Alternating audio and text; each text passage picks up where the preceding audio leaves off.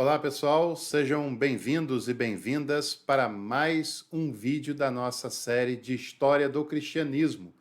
Essa série que nós exibimos aqui no canal todas as quintas-feiras, sempre a partir das 9 horas da noite. E é claro, todos os vídeos da série ficam disponíveis aqui para você assistir a hora que você quiser e também para você compartilhar com os seus contatos para que eles também possam assistir. Na semana passada, nós começamos a falar sobre o período da Idade Medieval. É um período que começa com a queda do Império Romano Ocidental no final do quinto século e falamos na semana passada sobre o primeiro Papa da história. Todo o conteúdo dessa série está aqui nesse meu livro de História do Cristianismo, que você pode adquirir agora mesmo, porque o link está aqui embaixo na descrição desse vídeo. E você acompanha o conteúdo da história do cristianismo desde o nascimento de Jesus até a idade contemporânea. O tema da nossa aula de hoje são os desafios que o cristianismo medieval teve de enfrentar logo nos primeiros momentos daquele movimento. E o grande desafio da vez é, sem dúvida, o surgimento do islamismo. O islamismo é uma religião que começa no sétimo século, né, por volta do ano 610, na Península Arábica. A Península Arábica é onde hoje fica localizada a Arábia Saudita, fica localizado os Emirados Árabes, o Catar e aquela região. Especificamente, esse movimento começa onde hoje está a Arábia Saudita. O islamismo começa através da liderança de Mohammed, que é popularmente conhecido no Brasil, em língua portuguesa, como Maomé, que é uma palavra desconhecida pelos adeptos dessa religião. O Mohammed convive com pessoas, né? Ali era uma região de muito comércio, de fluxo de muitas pessoas naquela área, e ele tem contato com o tem contato com o judaísmo, tem contato com o cristianismo, e ele se sente chamado, vocacionado para pregar uma religião monoteísta numa área, numa região que à época era politeísta, né? Era marcada pela presença de várias religiosidades de caráter politeístas. O Mohammed começa a sua pregação por aquela região, se casou com uma viúva, uma mulher que tinha mais idade do que ele, que tinha um bom poder aquisitivo, e ele começa a sua pregação com a principal ênfase falando sobre a existência num único Deus. No ano 622 tem a sua transferência ou a sua peregrinação da cidade de Meca para a cidade de Medina, que são duas cidades sagradas para o islamismo, e esse movimento do ano 622 marca o início do calendário muçulmano, do calendário islâmico. Menos de 10 anos depois, Mohammed já tem uma quantidade de adeptos, uma quantidade de fiéis que acreditam na sua mensagem e que trabalham ao seu lado, suficiente para empreender grandes jornadas de conquistas, né? Grandes jornadas de levar a fé islâmica para aquelas regiões, e o islamismo tem um estouro na sua projeção e consegue alcançar várias regiões e fazer muitos discípulos em muito pouco tempo.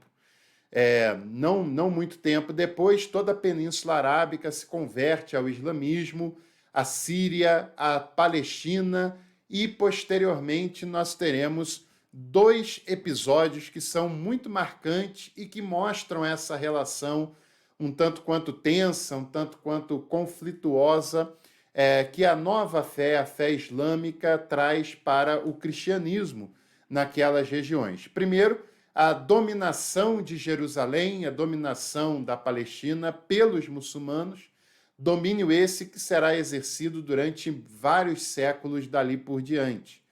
Vale lembrar que Jerusalém é a cidade sagrada, tanto dos muçulmanos, para os muçulmanos, né? Como também é uma cidade sagrada, especialmente para os judeus e também para os cristãos.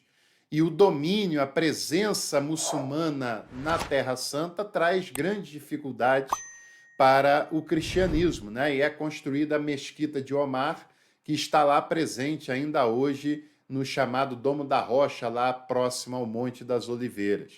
E outra situação também que é muito pertinente ao nosso comentário é que, em pouco tempo, todo o norte da África também é conquistado para a fé islâmica. E até os dias de hoje, os países do norte da África são todos eles de grande maioria muçulmana, né? Marrocos, Argélia, Tunísia, Egito, todos aqueles países se convertem ao islamismo e permanecem islâmicos até os dias atuais.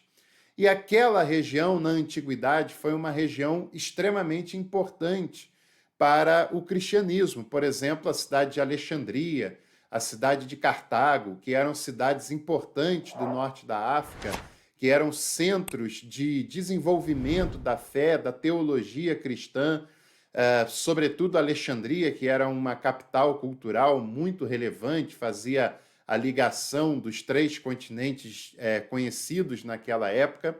E o norte da África também traz para a teologia cristã grandes nomes como Cipriano, como o próprio Orígenes, como Santo Agostinho de Hipona, e tantos outros nomes e também tantas outras discussões teológicas bastante relevantes e que logo a partir do sétimo, oitavo século, essa região toda cai nas mãos dos muçulmanos e praticamente o número de cristãos nesses lugares é reduzido drasticamente, né? O cristianismo tem de lidar com esse novo desafio, principalmente o cristianismo oriental, porque é esse cristianismo quem está na reta do avanço, do ímpeto expansionista da religião islâmica. É claro que o cristianismo também é uma religião proselitista, uma religião evangelizadora que tenta expandir sempre as suas fronteiras, e o islamismo também é uma religião expansionista e que tem um ímpeto até muito mais forte, até muito mais voraz do que o cristianismo naquele cenário, e com isso consegue conquistar muitos lugares, muitas populações, muitas regiões num tempo bastante acelerado, né? O cristianismo oriental tenta a todo custo se defender desse avanço. Por exemplo, a principal cidade para o cristianismo oriental, que era Constantinopla, né, atual Istambul, teve a sua sede lá, a Catedral de Santa Sofia, que depois foi convertida numa mesquita muçulmana, hoje fica na Turquia, que também é um país de maioria muçulmana, e a histórica Catedral de Santa Sofia nem é mais utilizada como uma igreja, como um centro de fé da religião ortodoxa, do cristianismo ortodoxo, né? E os países também do leste europeu vão sendo muito imprensados por esse avanço islâmico. Avanço esse que consegue até penetrar pela Europa Ocidental através da Península Ibérica. Os muçulmanos chegam a entrar na Espanha, vindo através do Marrocos, né? E conseguem permanecer na Espanha durante algum tempo, e só não tem uma expansão ainda maior porque eles são derrotados na Batalha de Tours no ano 732, sob a liderança de Carlos Martelo, que nós falaremos sobre ele na semana que vem, porque o Carlos Martelo foi um dos prefeitos palacianos, uma das lideranças do Reino dos Francos, né, que consegue impedir o avanço islâmico pela Península Ibérica, mas que mesmo assim gera bastante influência naquela região. Séculos mais tarde, né, lá por volta do século XI, do século XII, a presença árabe na Europa ressuscita algumas discussões muito interessantes, como, por exemplo, a redescoberta da religião, a redescoberta da filosofia aristotélica, como, por exemplo, o conhecimento que a Europa tem de grandes filósofos árabes como Avicena, Averroes, Al-Farabi, né? Então, a partir daquele momento, a Europa também tem que conviver com o avanço do islamismo.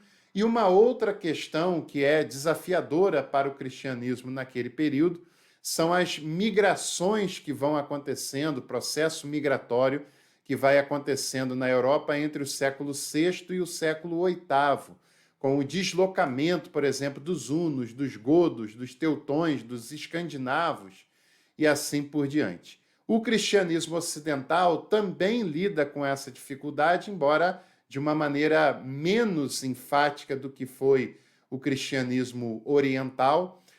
E durante esse período, tudo que o cristianismo ocidental consegue fazer é alguma campanha missionária na Bretanha, algum empreendimento de evangelização entre as tribos teutões, e nada mais por isso, né? E os orientais, por sua vez, conseguem empreender esforços evangelizadores na Bulgária e também na Morávia. E todos esses países ali que fazem parte do leste europeu são países com alguma presença muçulmana, alguns com uma presença mais consistente ainda, mas são todos eles países de fé ortodoxa, países cristãos ortodoxos, né? Como a Bulgária, como a Rússia, como a Ucrânia e como a própria Grécia, a Romênia e outros países daquela localidade. Então, nesse período dos anos 610, 622, que são datas chaves para o surgimento, para o desenvolvimento da fé islâmica, que é uma das três grandes religiões monoteístas do mundo, né? Juntamente com o judaísmo e o cristianismo, e o islamismo é a religião mais jovem dentre as três grandes religiões monoteístas, né? Nesse período do século VII, é um grande desafio para o cristianismo, tanto ocidental e principalmente oriental, lidar com o avanço do islamismo e também com os processos migratórios que acontecem na Europa nesse mesmo período. Fica também a dica novamente para você adquirir o meu livro de História do Cristianismo, o link está aqui embaixo na descrição desse vídeo.